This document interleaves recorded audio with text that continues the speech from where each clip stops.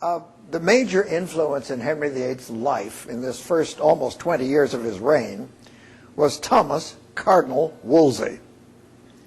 Now, Wolsey came from modest origins, to be sure, but he entered the church early in life and rose steadily in the English Catholic Church.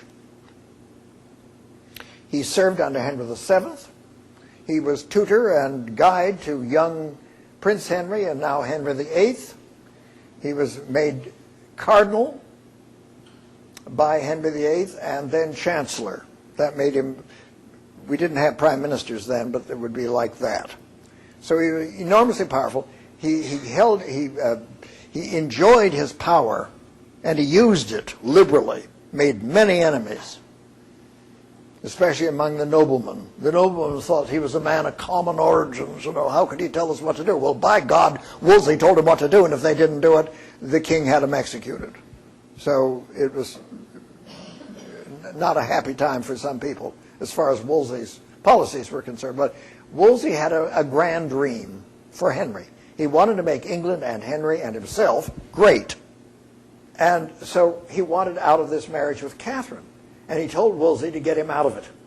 He wanted the marriage annulled. Well, Wolsey was aghast. This was terrible. They needed the Spanish alliance. This would ruin everything. Tried to argue the king out. Nope, nothing would do. You have to go to Rome and get the Pope to annul the marriage. Well, Wolsey went to Rome. And what did he find? Oh, my God, the worst timing imaginable. Pope Clement VII was the reigning pope. He had been in an argument with the Emperor Charles V. Charles had sent his army into Rome and captured the Pope, and he was held in confinement in the Castle Sant'Angelo. And this is when Wolsey arrived to plead the case for Henry. Well, Clement was in a terrible spot. Not only was the captive of Charles, but now Wolsey wanted Henry's wife, who happened to be Charles's aunt. Catherine of Aragon was the daughter of Ferdinand and Isabella. Charles was the grandson of Ferdinand and Isabella. And of course, here was Clement. If he decided for Henry, of course, Charles would throttle him.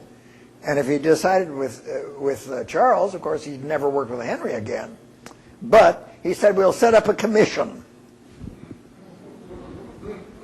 And they did. They sent Cardinal Campeggio with Wolsey back to London to hear the case of Henry's annulment. And it was heard in public. Catherine, poor soul, had to come in and testify. Catherine of Aragon was one of the most popular queen consorts of the period. She was generous. She was a great philanthropist.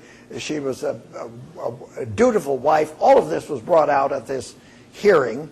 And Campeggio said, well, she's been a dutiful wife for 20 years. She's borne children. She's done everything a wife should do. I'm not going to offer any annulment to the Pope. This is ridiculous. There's not going to be any divorce here. And went back to Rome. Well, Henry was absolutely going crazy. Here was Anne in the wings, you know, doing whatever women do to get men excited. And I wouldn't know. And of course, Wolsey was there totally at a loss. He had failed. And Henry did what Henry was typical of doing. Some men do this always. He unloaded all his own stupidity on somebody else and made them to blame. You're to blame for all of this, Wolsey. You got me into it. It's your fault. Absolutely without foundation. But then Wolsey's enemies, they all knew about this. They went to Henry and said, yes, Wolsey is a traitor. He has been doing things. Whispered in Henry's ear, and Henry then ordered Wolsey taken out of his great positions. He had the highest positions in the land. He had great wealth, traveled in great state, and all of it was taken away from him. All of it stripped down to nothing.